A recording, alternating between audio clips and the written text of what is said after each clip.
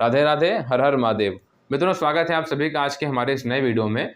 आज हम अपने रुद्राभिषेक की सीरीज में नया वीडियो आप सभी के लिए लेकर के आए हैं कि रुद्राभिषेक के लाभ।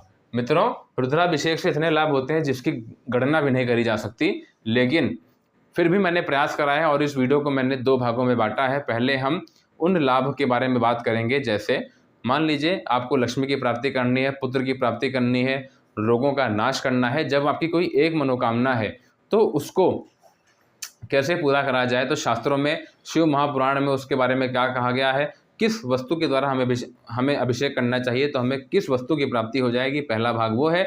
और दूसरा मित्रों है कि जैसे मान लीजिए आप चाहे दूध से, दही से, घी से, शहद से, आप चाहे जिससे मर्जी आप उससे करें अभिषेक, तो आपको कौन कौन से फल मिलते हैं, कौन कौन सा पुण्य मिलता है, जैसे घर की सुख शांति समृद्धि कैसे बढ़ती है, कितनी बढ़ती है, तो उन सभी के बारे में हम दूसरे भाग में बात करेंगे। आइए हमारा पहला भाग में हम बात करते हैं कि रुद्राभिषेक हमें किससे करना चाहिए। मित्रों देखिए, सबसे पहले हमारे पास आता है जल। शास्त्रों में कहा गया है कि जल धारा प्रिया शिवा, भगवान शंकर जी को जल की धारा अत्यधिक प्रिय है। जलिन वृष्टि मापनोति व्याध शांति कुशोदके। जल से अभिषेक करने पर वर्षा माने बारिश होती है। इसके लिए हम इसको इस प्रकार से समझ सकते हैं कि सर्व प्रकार के जो कल्याण होते हैं मित्रों, वह जल से अभिषेक करने पर मिलते हैं। अगला आता है व्याधि माने शारीरिक रोग को नाश करने के लिए, इसका नष्ट करने के लिए कुशोदक, यानी जब कुशा को सिलबट्टे पर पीसा जाता है, उसका जो रस इकट्ठा होता है उसे जल में मिला करके, छान करके, तब उसके द्वारा अभिषेक करने पर हमें रोगों से मुक्ति मिलती है। अगला आता है पशु या वाहन। अगर आप किसान हैं, आपको पशुओं की प्राप्ति करनी है तो, या फिर वाहन की प्राप्ति करनी है, गाड़ी गड्ढा, तो मित्रों उसके लिए आपको दही से रुद्राभिषेक करना चाहिए। अगला आता है लक्ष्मी की प्राप्ति करने के लिए हमें गन्ने के रस से अभिषेक करना चाहिए भगवान शंकर जी का। अगला आता है पुत्र की प्राप्ति के लिए दूध से अभिषेक करना चाहिए, और दूध से अभिषेक करने पर प्रमेह यानी डायबिटीज रोग भी शांत पड़ता है। अब मित्रों अगला हमारा आता है बुद्धि, यानी किसी की बुद्धि अगर मोटी है, जिसे हम कह सकते हैं बुद्धि की जड़ता को दूर करने के लिए हमें शक्कर मिले दूध से अभिषेक करना चाहिए। सरसों का तेल से अभिषेक करने पर शत्रुओं का नाश होता है, जो रिपु होते हैं वो शांत होते हैं। अगला आता है मधु, माने शहद से अभिषेक करने पर तपेदिक यानी ट्यूबरक्यूलोसिस, टीबी रोग का नाश होता है। पाप क्षय होते हैं, यानी कि पापों में कमी आती है। आरोग्य की प्राप्ति के लिए हमें घी से अभिषेक करना चाहिए। दीर्घायु की कामना करने वाले व्यक्ति को दूध से, गाय के दूध से, ज्वर माने बुखार को शांत करने के लिए मित्रों हमें जल से अभिषेक करना चाहिए। अब जैसे यहाँ पर दही, घी, दूध ये सब लिखा हुआ है, तो ये सब मैं आपको बता दूं कि ये सब गाय का है, भैंस का नहीं। तो आपको पूरा प्रयास करना चाहिए कि पूजा पाठ में आप गाय का ही दूध, दही, घी प्रयोग में लाएं। और भैंस का जो आप इस्तेमाल करते हैं तो मित्रों उससे देवता ग्रहण करना तो दूर, उसकी तरफ देखते भी नहीं हैं। तो ये हो गया। लेकिन अगर अभी भी आपके समझ नहीं आ रहा है कि हम किससे अभिषेक करें, यानी मनवांछित फल अभी भी आपका समझ नहीं आया, तो मित्रों आपके पास 2 हैं। पहला हमारा आता है जल से और दूसरा आता है दूध से। अगर दूध की व्यवस्था आप कर पा रहे हैं तो आपको दूध से ही भगवान शंकर जी का अभिषेक करना चाहिए, और दूध के द्वारा करने पर मनवांछित फल की प्राप्ति होती है। मित्रों ये हमारा पहला पार्ट हो गया। अब हम बढ़ते हैं दूसरे पार्ट की ओर। मित्रों आगे बढ़ने से पहले मेरा आपसे एक निवेदन है कि अगर आपको वीडियो अच्छी लग रही हो तो आप इसे लाइक अवश्य कर दीजिएगा। चैनल पर अगर आप पहली बार आए हो तो इसे सब्सक्राइब अवश्य कर लीजिए, ताकि इसी प्रकार की जो बहुमूल्य जानकारी है वह आपको समय समय पर मिलती रहे। देखिए, जब रुद्राभिषेक होता है तो रुद्राभिषेक का संकल्प लिया जाता है।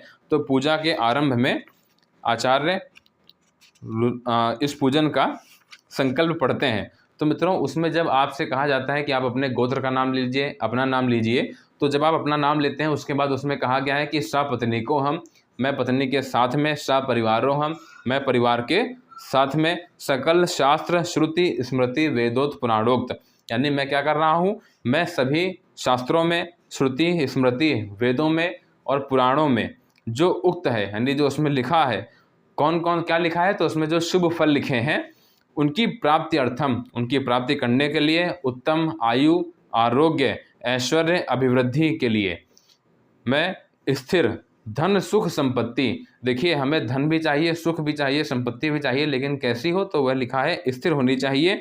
यानी हमने इस प्रकार से जानना कि उत्तम आयु मिलती है, आरोग्य मिलता है, ऐश्वर्य है, और इसी के साथ साथ प्राप्त तो होता ही है, इसकी अभिवृद्धि माने बढ़ता भी है। स्थिर धन सुख संपत्ति की प्राप्ति होती है। अस्थिर लक्ष्मी, जैसे स्थिर लक्ष्मी तो बहुत लोगों के पास होती है, लेकिन जैसे जो अस्थिर है, जैसे हम कैश कह सकते हैं, तो अस्थिर लक्ष्मी को प्राप्त करने के लिए और फिर मित्रों कहा गया है कि चिरकाल पर्यंतम संरक्षणार्थम, मैं उसे प्राप्त करूंगा अस्थिर लक्ष्मी को, फिर चिरकाल तक उसका संरक्षण भी करूंगा, उसकी ऐसी भावना है व्यक्ति की। फिर सकल कायिक, यानी कि संपूर्ण, कायिक माने काया के द्वारा, जो शरीर के द्वारा होते हैं। दूसरा आता है वाचिक माने वाणी से।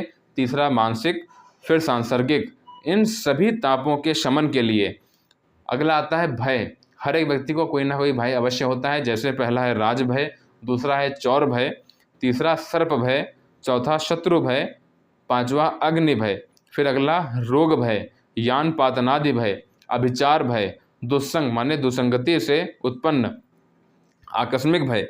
जैसे बहुत से लोगों को आपने देखा होगा अचानक से डर जाते हैं, तो इस प्रकार के जैसे जो आकस्मिक भय हैं और नानागत भय, अलग अलग प्रकार के जो भय हैं, इन सब के निवारण के लिए नवग्रह जन्य पीड़ा शांति अर्थम, जो नवग्रहों के द्वारा जैसे जो हमारे जीवन में पीड़ाएं आती हैं, तो उनकी शांति के लिए दैहिक दैविक आदि भौतिक, इन तीनों प्रकारों के पापों का शमन करने के लिए, और पुरुषार्थ चतुष्टय सिद्ध्यर्थम। पुरुषार्थ चतुष्टय माने होता है धर्म अर्थ काम मोक्ष। मित्रों इन चारों को मिला करके हमारा पुरुषार्थ चतुष्टय बनता है।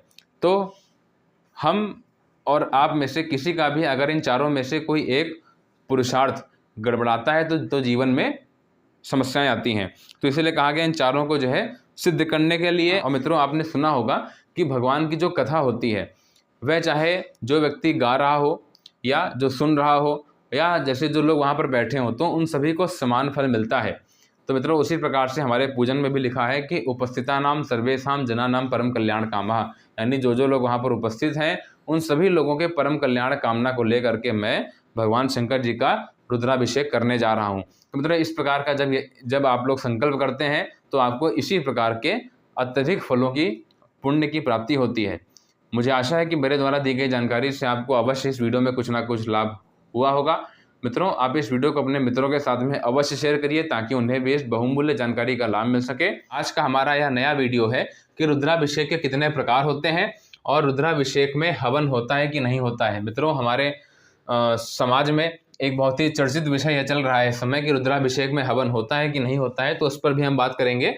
लेकिन बस मेरा आपसे एक निवेदन है छोटा सा कि आप मेरे साथ इस वीडियो में अंत तक बने रहिएगा ताकि संपूर्ण जानकारी आपको प्राप्त हो सके। देखिए अगर हम बात करें रुद्राभिषेक के प्रकारों के बारे में तो मित्रों इसके मुख्य 5 प्रकार कहे गए हैं, जिसमें से पहला हमारा आता है रूपक या षडंग पाठ। मित्रों इन सबको समझने के लिए इससे पहले हमें जानना चाहिए कि रुद्राभिषेक होता क्या है। तो देखिए हमारे शास्त्रों में कहा गया है कि भगवान रुद्र को ही शंकर कहा जाता है क्योंकि वे दुख का समूल विनाश कर देते हैं। ऋतम द्रावयति इति रुद्रः,